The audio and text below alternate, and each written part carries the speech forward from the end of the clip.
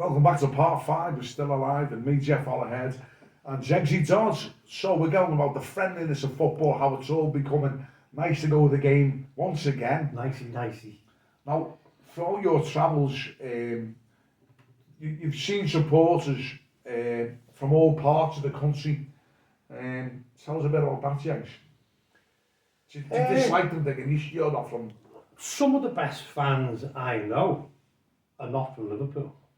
You know, the much maligned Norwegians, some of them come nearly every week. So we always have a go, you know, Everton like to say, yeah, you're just Norwegians. Yeah. But you know, I mean, Everton have a couple of Norwegians for them, and now they're kind of branching out to the global game, and they get fans in Colombia and the USA. You see the park end with banners, Chicago Blues, San Diego Blues. What's going on? Must be one a minute. I'm making loads of banners. Yeah, especially with Trump sitting yeah. But yeah, I mean, my mate Taggy there, he's Norwegian. He was working on the docks in Florida in Norway years and years ago. But he was coming over every week for the match. Every game. And then decided, hang on, this is mad. I might as well just move there. So we just moved to Anfield Road, got a house on the Anfield Road. And as before the lockdown, I might get this wrong here, he'd either been to 588 games on the run. That's proper games, not on friendlies. the run, yeah. Or 850, I think 800's a bit optimistic. So over 500 games, every single game. Even the when the World Club Championship in Qatar, we played Villa's kids the day before. Impossible to do. He did it. I think he was the only one who did it. He got to Villa Park, had to leave 5 minutes to go, leg it to Heathrow to get a flight to get to Qatar for half time for the match the following day. Because he just had to do it. So obviously people like him, when the lockdown comes, thud, you know, the iron curtain kind of comes down on it. People like him are suffering, people who go every single match. Yeah. So as soon as the lockdown happened, that's the first game he's missed, like for how long? 50 years. Like football is your religion, you know, in them terms. Yeah. So, on the, what they always say, the best game of the night, so the game of their lives, was Istanbul. Did you go to Istanbul, James? Yeah. Oh, you told me before that you've seen every cup lifted, is that right? Yeah. 6 cups that you've won, big ears. Yeah. I've seen the defeats as well. But, yeah, I've been to every one. That's an honour, isn't it? You old it's got all the second stubs. Second stubs. So tell us Istanbul then. Istanbul, we went for a week. We were there before anyone. Yeah. There was no Fenerbahce won the league on the Saturday or whatever, and we were celebrating with them. We were out on the piss with all them lot. And then like the Sunday, you could just feel a little bit of a buzz. There was about 100 Liverpool in the square, you know. And then next day there was like 10,000, and then it was more and more and more, you know. An absolute shambles of organisation, you know. Was it, yeah? So have a match at the the finals there this year, but it was like saying it's getting played in Liverpool, we're playing it in Anglesey. You know, it's miles away, one road in, one road out. It was a bastard to get to. Who are these people that organise? It's money and corruption. They like to throw them something because like half of Turkey's not even in Europe. And it's all deals. Oh, we'll give you this if you give us that. I mean, the next day, I think there was I'm not giving a shite about the supporters. I think there was an oil pipeline. Health and safety. Yeah, I think there was a pipeline from Asia came through Turkey into the West. Yeah. And that was announced about a week after the final. And I thought, it all adds up. It's like, we'll throw you this if you do that. And the fans always come second. Yeah. You know, no one gives a shit really about how fans are going to get to a game anymore. But Istanbul, if we hadn't won, it'd just been a nightmare. It was shite.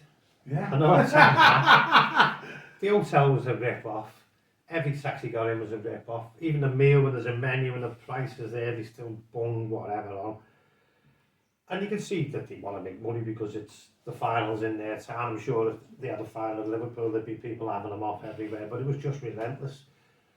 And yeah, the match itself, dead exciting and a great comeback, and it was great. But I've been asked the question before by people saying that this must have been your greatest night.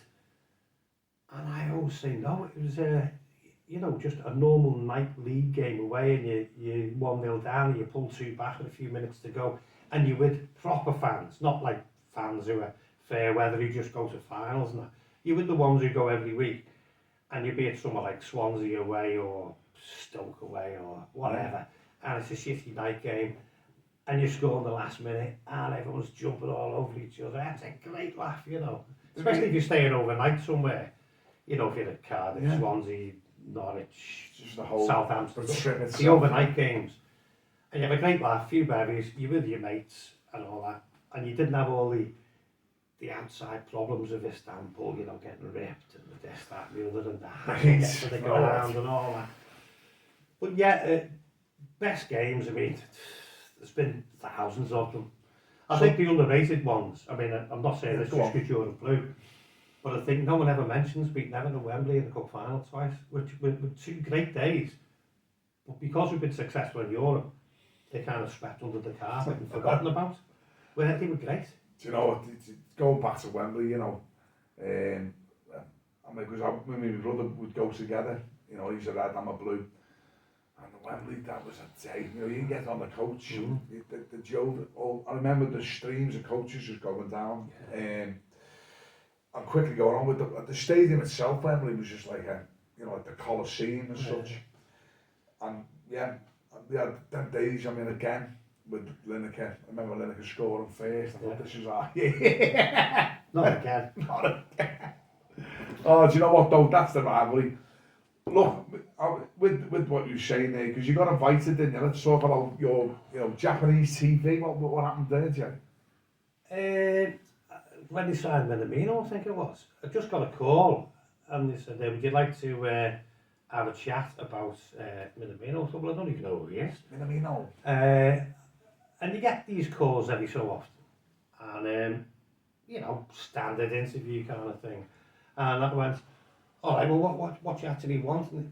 And the fella came to meet us the week before at a home game. We had just a normal home game, and he wanted to go to hotels here. So I introduced him to the owners there and all that. I said, well, what do you want me to do? And he said, just a quick interview outside the Cop on Wednesday, whatever night. It was a night game against someone.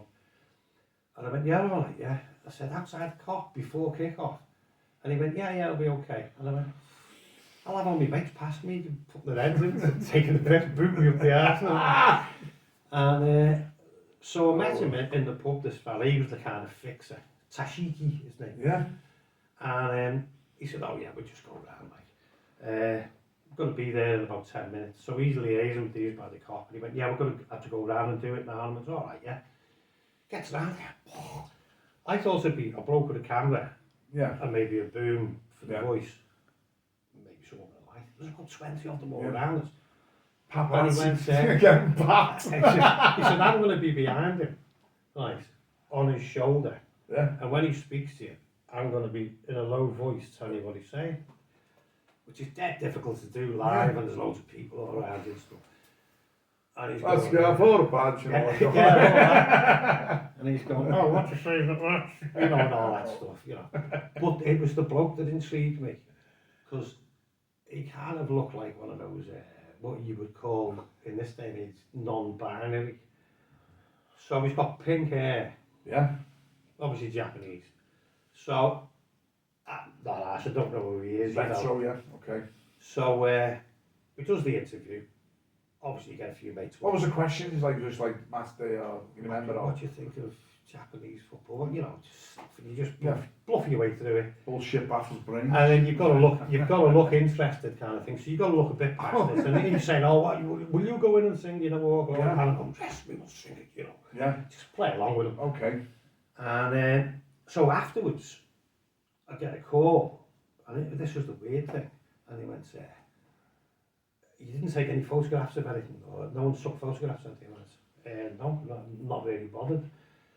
And he went, oh yeah, because it's the image rights and all that. And I goes, whose image rights? And he went, the bloke who was interviewing you.